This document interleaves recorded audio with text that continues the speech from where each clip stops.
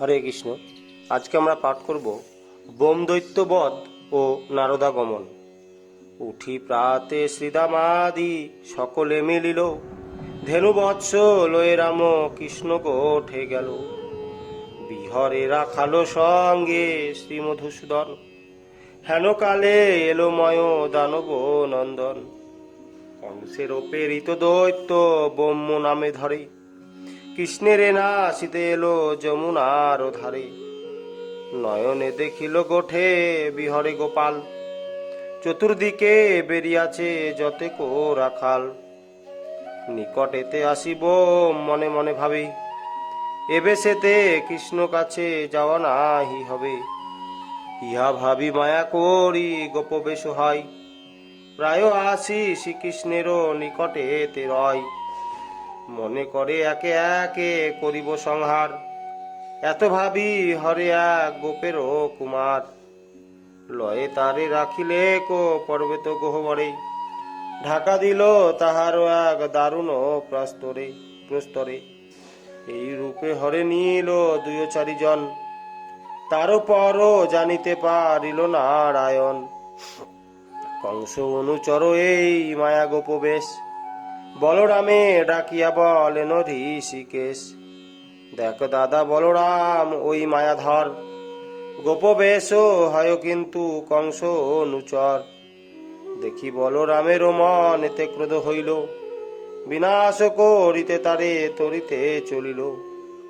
যে সময়ে বোম এক শিশু লয়ে যাই, হেন কালে বলরাম ধরিলেন তাই। চরমারি রাখালে কারি আগে নিল, তারপর মুখ তার চাপিয়া ধরিল। নাসিকা বদন তার ধরে বাম হাতে, কোনো মতে নারে বম নিঃশ্বাস ফেলেতে। শ্বাসবদ্ধ হয়ে আর রবে কতক্ষণ, হাঁপাইয়া বোম আসুর ত্যাজিল জীবন।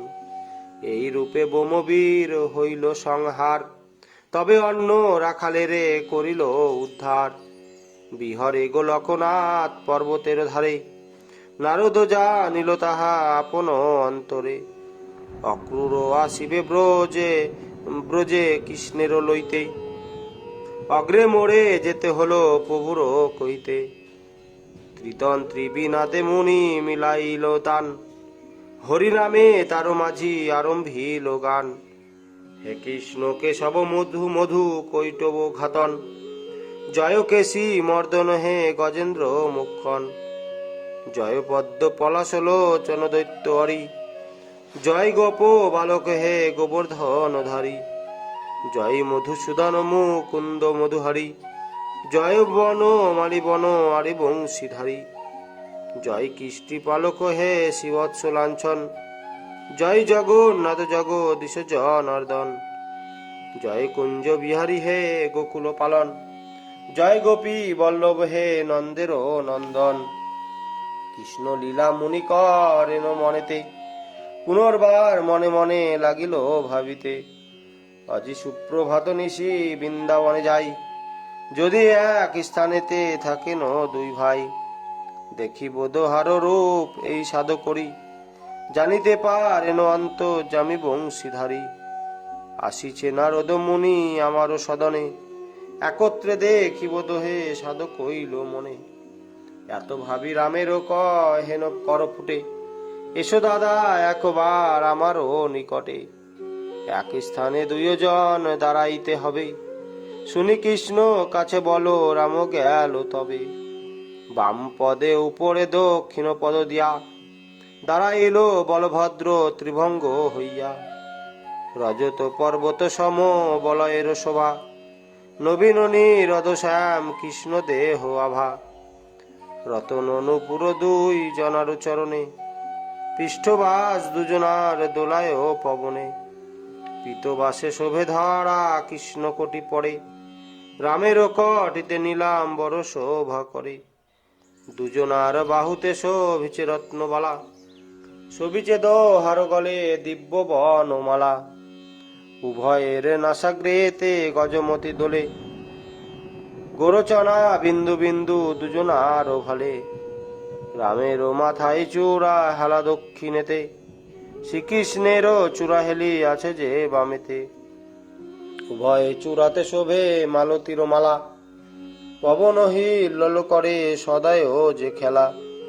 কৃষ্ণেরও দক্ষিণ কর রাম গলদেশে, রাম বাম করে বেরি কৃষ্ণকে আবেশে।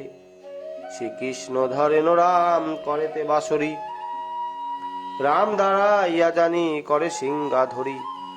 এই রূপে এক ঠাই দোহে দাঁড়াইল, তবে কৃষ্ণ 2 বৎস নিকটে ডাকিল। কৃষ্ণ বর্ণ বৎস গিয়া কৃষ্ণের নিকটে, জানুতে 2 পদ দিয়া শ্যাম অঙ্গ চাটে। সে তো বর্ণ বৎস গেল রামেরও সদনে, জানু পরে তোলে 2 অগ্রজ চরণে।